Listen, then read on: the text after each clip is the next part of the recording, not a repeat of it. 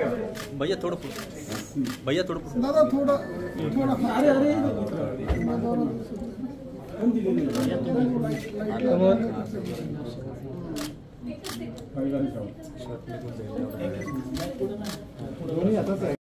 उमेदवारी अर्ज भरलेला आहे शिक्षक मतदारसंघातून। खरं तर आपलं कुटुंबीय आपण भाजपमध्ये आहात, फडणवीस यांच्या निकटवर्ती म्हणून आपली ओळख आहे।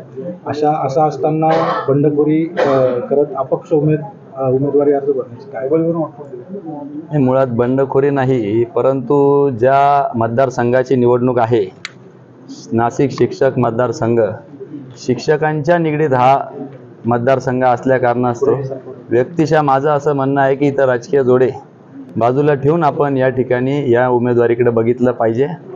आपण शिक्षकांचे प्रश्न सोडवण्याच्या दृष्टीने सर्व पक्ष मिळून खरं तर ते सोडवले गेले पाहिजे, कारण की शिक्षक हा देश घडवण्यामध्ये अतिशय महत्त्वाचा घटक म्हणून आपण बघतो आणि त्या कारणास्तव या उमेदवारीमध्ये मी अपक्ष फॉर्म भरायचं ठरवलेलं आहे। प्रामुख्याने याच्यात शिक्षक संघटना, शिक्षकांचा आग्रह होता की पक्षविरहित आपण या ठिकाणी उमेदवारी करावी आणि म्हणून मी आज अपक्ष उमेदवारी अर्ज दाखल केलेला आहे। देवेंद्र फडणवीस किंवा भाजपमधल्या काही वरिष्ठ नेत्यांशी आपली काही चर्चा या सगळ्या संदर्भात झाली? कारण अजून महायुतीकडून कुठलाही उमेदवार जाहीर झालेला नाही, निश्चित चर्चा अशी काही झालेली नाही, परंतु एक निवडणूक प्रक्रियेचा एक भाग असतो, जी ती गोष्ट त्या वेळेत झालेली योग्य असते आणि म्हणून आज पहिलाच दिवस होता उमेदवारी जाहीर करून कामाला लागण्यासाठी मी या ठिकाणी पहिला उमेदवारी अर्ज दाखल केलेला आहे।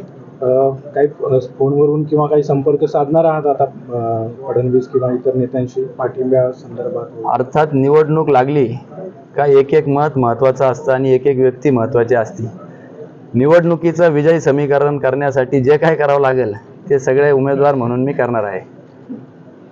मी पर्टिक्युलर भाजपच्या नेत्यांशी कडे पाठिंबा मागणार का असं माझं प्रश्न? नाही, असं विशिष्ट अपक्ष जेव्हा उमेदवारी करतो तर पक्षाकडे कुठल्या पाठिंबा मागण्याचा काही प्रश्न उद्भवत नाही। आपण एक विचार धरून एक विशिष्ट उद्देशाने या निवडणुकीकडे उतरलेलो आहे, त्याच्यामुळे तसं काही नाही।